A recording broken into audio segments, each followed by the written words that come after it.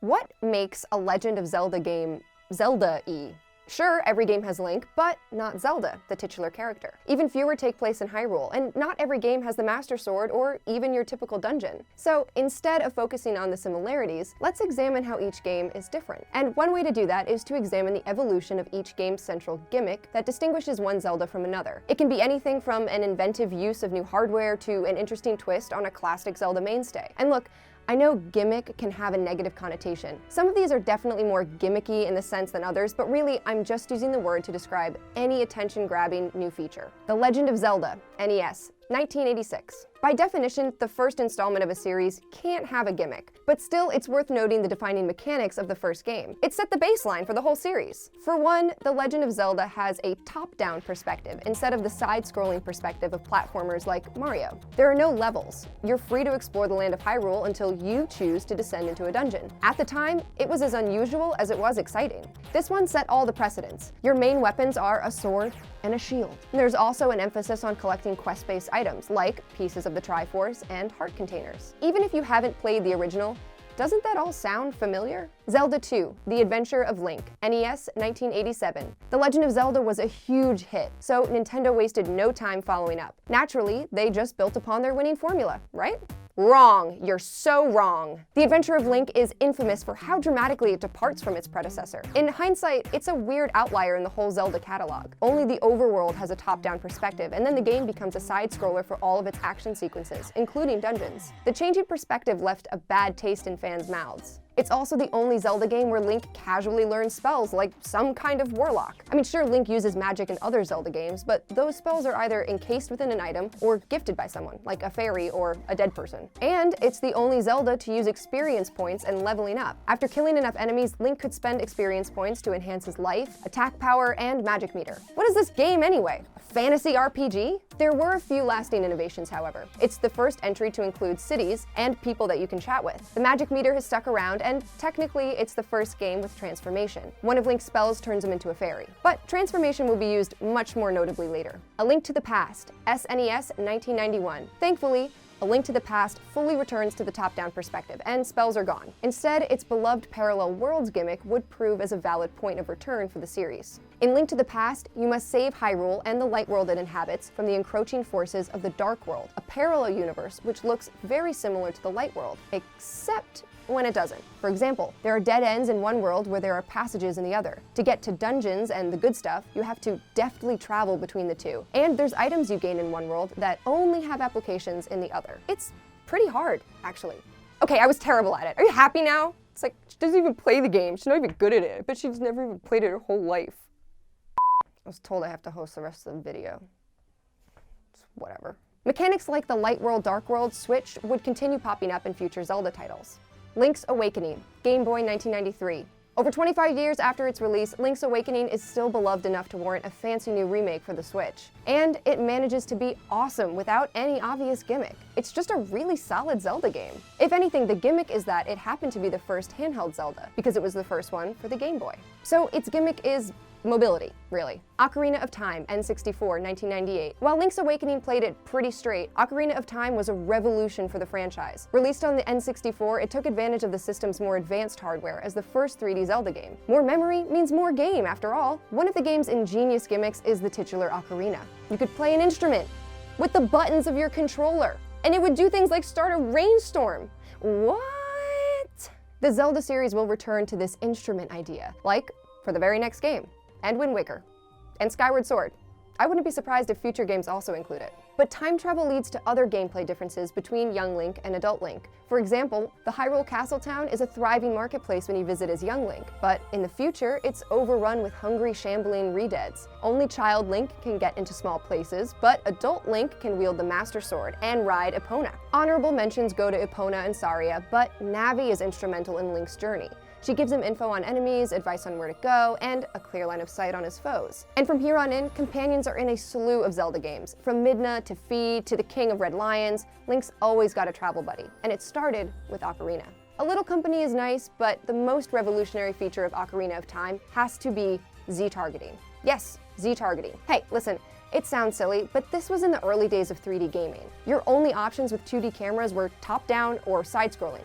neither of which required a camera angle change. 3D gaming burst that restriction wide open. If you're fighting an enemy but have to turn, how do you stop the camera from lazily following your new direction? It would give you a potentially catastrophic blind spot. Ocarina offered an answer. Have a button that locks the camera onto the enemy you're fighting and adjust the controls accordingly. If you're pressing the Z button, Link always faces the baddie, and moving left or right pivots Link in a circle. Z-targeting doesn't seem flashy now, but in 1998, this was a big deal. It became a staple, not just for future 3D Zelda games, but for 3D gaming as a whole. Kingdom Hearts uses it, Dark Souls uses it. I'm sure you can name 100 other games with it. It's the frickin' industry standard for third-person action games. Majora's Mask, N64, 2000. Everyone assumed that Ocarina would be the pinnacle of video gamedom, but Nintendo rolled up their sleeves and unveiled Majora's Mask. It runs on the same engine, so it feels very similar to Ocarina, aesthetic-wise. Majora's distinct appeal lies entirely within its unique cyclical Groundhog Day time mechanics. In Majora, you have 3 days until the most horrifying moon in all of history comes crashing down, killing Link and everyone else on Earth in a fiery apocalypse. I am not exaggerating. Obviously, you can't do everything in 3 days, so you play your Ocarina to travel back, resetting nearly everything except your giant calling accomplishments. The time limit gets really tense when you're on the 3rd day and trying to finish a dungeon. Plus, the game's world is built around the 3-day mechanic. All the NPCs in the game's central hub, Clocktown, have dynamic 72-hour schedules you have to track to complete side quests. That hadn't really been done before in a Zelda game. The other transformative mechanic of Majora's Mask is, well, transformation. Building on the adventure of Link's fairy transformation, certain masks allow Link to possess the forms of dead people. Again, not exaggerating. Giving him powers alien to his normal Hylian bod. I kid you not, this game was so headache-inducing for me, I would go to sleep at night and see the imprint of the screen in my eyelids, and I wasn't able to sleep. Don't make fun of me in the comments. Oracle of Ages and Seasons. Game Boy Color 2001. 8 years after Link's Awakening, we get the next handheld Zelda games. Yes, games. It seems Nintendo wanted to see what happened if you combined the Pokemon model with a complex action-adventure franchise. Pokemon Red and Blue just have a few different Pokemon between versions. Oracle of Ages and Oracle of Seasons are completely different games. Ages is more puzzle-based, and Seasons is more action-based. But the games are connected. When you beat either, you get a password that makes the other game a direct sequel to the one you finished. The gameplay of this main linked game changes in a few ways. You get new character encounters, chances to snag better weapons, and more bosses. Also, once you beat both games' bosses, the main linked game will take you to the real final showdown, with Ganon, of course. And fun fact, these games were actually developed by Capcom. Nintendo just produced them. Four Swords, Game Boy Advance 2002. Just a year later, we're already on a different handheld system. Four Swords came in a package with the Game Boy Advance remake of Link to the Past, and it used the opportunity to try something completely unheard of for Zelda: multiplayer.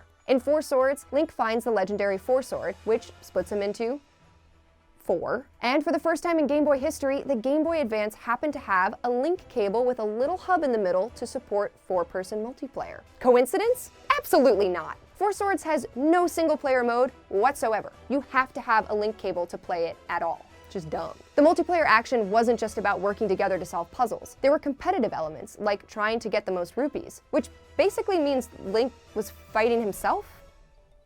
The Wind Waker. GameCube, 2002. The most readily apparent gimmick of Wind Waker is obvious just looking at it. Wind Waker is the first Zelda to use cell shading. In Smash Bros. Terms, it invented the toon style. Cell shading is a way to render animation that makes 3D computer graphics look flat, and therefore not photorealistic. Before Wind Waker, all previous Zeldas that weren't pixelated by necessity had striven for a more realistic art style. Actually, when the first images of Wind Waker came out, fans' reactions were incredibly negative. For Zelda's first GameCube title, everyone was anticipating a game that looked like that Space World 2000 demo. So when Link popped up looking all Steamboat Willie, fans were pretty pissed. Thankfully, that attitude has done a 180, and the toon style is remembered fondly today. Wind Waker's other notable gimmick was turning the overworld into the Great Sea. Instead of running around to different areas of Hyrule, you sail around to different islands. 49 islands to be exact. Maybe too much sailing. Also, technically, the Tingle Tuner was the first time the series used the Game Boy Advance to GameCube connector. It technically allowed for a second player, kind of, but more in a supportive role way. On the Game Boy Advance, the second player could spend rupees to help Link with stuff like bombs and brief hover abilities. It wasn't true multiplayer like in Four Swords. Four Swords Adventures. GameCube 2004. In fact, Nintendo liked Four Swords enough to create a meatier version of the game with a new story. Turns out, 4 hours wasn't enough. Enter Four Swords Adventures. Confusing title and all. The big difference is that Four Swords Adventures does have a single-player mode, where you control all 4 links. Nintendo mercifully includes 4 battle formations for easy link control. Your extra links can also sit down or follow the main boy, similar to sidekicks in Wind Waker. Four Swords Adventures still has the multiplayer option, but weirdly, you need a Game Boy Advance to take advantage of it, and you need 1 link cable per device. Considering that you can also just plug in 4 GameCube controllers into a GameCube, does requiring 4 different devices seem excessive and dumb? Yes, guys, it does. At least you only need 1 advance to play the Minish Cap. Compared to the Zelda titles to come, this game doesn't have anything flashy to it. The shrinking mechanic is like a combination of the transformation and dual worlds mechanics. Those little choo-choos become gigantic and horrifying. Minish Cap is a solid Zelda title, but we're gonna move on to the more experimental Zelda games, starting with the ones on Nintendo DS. Phantom Hourglass, DS, 2007, and Spirit Tracks, also on DS. We've entered the point in Nintendo history where the systems themselves get a little gimmicky. As the Game Boy Advance's successor, the DS's big feature was its dual screens. The bottom one is a touchscreen that you can use with the included stylus. The first DS Zelda game was bound to emphasize the touchscreen feature, but Phantom Hourglass takes it to an extreme. I mean, the entire game uses touch controls. Seriously, if you put your DS on a flat surface, you can play the game with 1 hand if you want. Predictably, this choice proved incredibly controversial, although the sailing via drawing mechanic was a nice touch. Phantom Hourglass's other major controversial gimmick was its massive central dungeon, as in a dungeon Link has to return to throughout the game, though newly acquired items allowed Link to skip old sections. Spirit Tracks ditched the central dungeon and generally improved the touchscreen mechanics, but it largely stayed the same. The touchscreen let us play with the train whistle, and Zelda's a phantom who possesses monsters. So, that's nice. The biggest difference is that the game traded sailing for good old-fashioned trains. What a rebel! Why? Who knows? Twilight Princess, GameCube, Wii, 2006. As a GameCube game, Twilight Princess doesn't have any big standout gimmick. Don't get me wrong, it's great. Wolf Link is great, but isn't Wolf Link just another twist on transformation? And yeah, it's worth noting that after Wind Waker's childish look, its follow-up is incredibly dark, both literally and figuratively. But as a Wii game, Twilight Princess brought all kinds of new stuff to the table, namely motion controls. Like with the DS, Nintendo wanted to flaunt their fancy new hardware. Sometimes it felt like Wii games had motion controls just for the sake of having motion controls. Twilight Princess integrated the Wiimote in a way that didn't feel too obtrusive. The game also came out on the GameCube, so at its core, it couldn't rely too heavily on the new hottest gimmick. Really, the Wii version is just the GameCube version mirrored, literally. And that's so Link has a sword in his right hand, because the majority of people in the world are right-handers. Sorry, lefties. Wiggling the Wiimote swings Link's sword, but there's no precision to it. I mean, you could literally just go like this and you'd hit your enemy. You could accurately aim your bow or boomerang or whatever by pointing the Wiimote, and the fishing was really fun too. Nintendo wouldn't fully take advantage of their newest hardware until the next Wii-dedicated Zelda title. Skyward Sword, Wii, 2011. Unlike Twilight Princess, Skyward Sword was built with the Wii's motion controls as a central focus, but this time around, Nintendo added the Wii Motion Plus to track your movements more accurately. In combat, you fight by swinging your Wiimotes around like Link's sword, and voila! We now have realistic-ish sword combat. Your arms hurt like you're right in the action, and certain bosses and enemies could only be defeated by swinging your sword a certain way, usually horizontally, vertically, or diagonally. And you couldn't just waggle your way to victory anymore. But even with the Wii Motion Plus, that gimmick was awesome in theory, but often frustrating in practice. Ideally, when you point the Wiimotes at the screen, your Wii knows where your arm is. Problem is, the Wii's motion sensors aren't exactly reliable. Players often found that Link wouldn't swing the way they were swinging, so you had to resync your controls pretty regularly. In a game that requires precise swings, the janky motion controls are infuriating. Anyone who played Skyward Sword remembers the pain of trying to pull off a skyward strike. Nintendo learned a crucial lesson for Breath of the Wild. Make motion controls optional. Hey everybody, we're just going to take a break from your regular video and we're going to go into the 3 different ways that you can play Twilight Princess and Skyward Sword on the Wii. So first up, you got your traditional hack and slash, just slice and dice, slice and dice. And then next up, you got your intense attack. And then next up, you got your when you're on the couch and you don't really want to get up. And thanks everybody, that's the 3 ways that you can play Twilight Princess and Skyward Sword. Now back to your regular video. though I still have many fond memories of turning myself around wildly to fire an arrow. But before we go there, let's cover the 3DS games. A Link Between Worlds, 3DS 2013. The 3DS's 3D was a gimmick in the truest sense of the word. Sure, the Ocarina of Time and Majora's Mask remasters were pretty, and the gyro controls made aiming easier, but making 3D games even more 3D isn't gonna turn heads. Thankfully, A Link Between Worlds is familiar, yet enthrallingly new. It's all thanks to two brilliant central features. While it has an incredibly similar parallel worlds mechanics to A Link to the Past, the portals of A Link Between Worlds manifest as wall cracks. How you can slip through? Easy!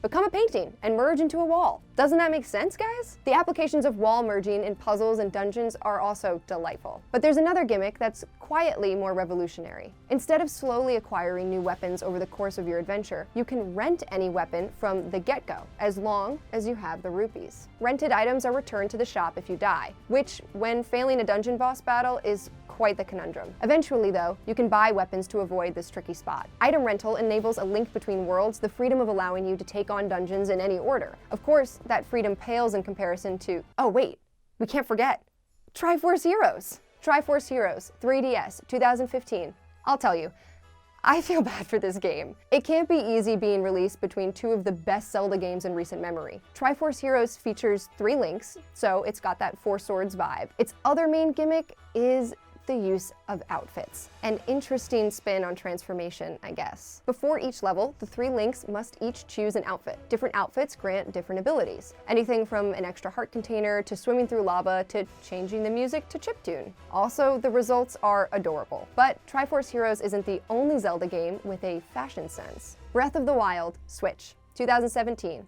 Outfits aside, Breath of the Wild changed the possibilities of Zelda for good, for so many reasons. But of course, the biggest reason is that Breath of the Wild has true open world. Sure, the overworlds of most Zelda games have given a sense of expansiveness and freedom, but in Breath of the Wild, you have an enormous map to explore, and you can go where you want when you want to. You can do quests in any order. Heck, you can go face Ganon at any time, assuming you make it to his lair. And that's not all. Your paraglider gives you many immensely satisfying possibilities, and you can climb mountains, trees, whatever. If that sounds minor, try playing Skyrim after Breath of the Wild and not feeling immense disappointment. Breath of the Wild ruined Skyrim for me. But Nintendo wasn't content to overhaul the Zelda formula with just an open world alone. In all other Zelda games, except A Link Between Worlds, you gain weapons as you go, permanently adding them to your arsenal. But here, weapons break after you use them for a while, or whack something too hard too many times. And also, you can accidentally throw them off cliffs. The only exception is the Master Sword. Literally every other weapon is temporary and expendable. There are so many other mechanics that distinguish Breath of the Wild. There's the ancient runes, which give Link new abilities like stasis and magnesis. There's his unlimited supply of remote detonated bombs, which I love. Cooking meals, shrines instead of dungeons. I could list 100 different things. I mean, it's basically just one big physics playground.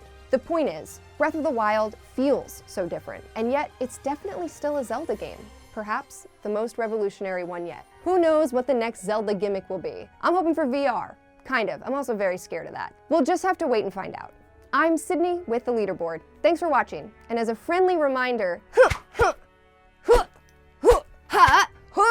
wait, what's that crazy one where he's just like, da da da dun dun dun dun dun dun da da da da da da da da.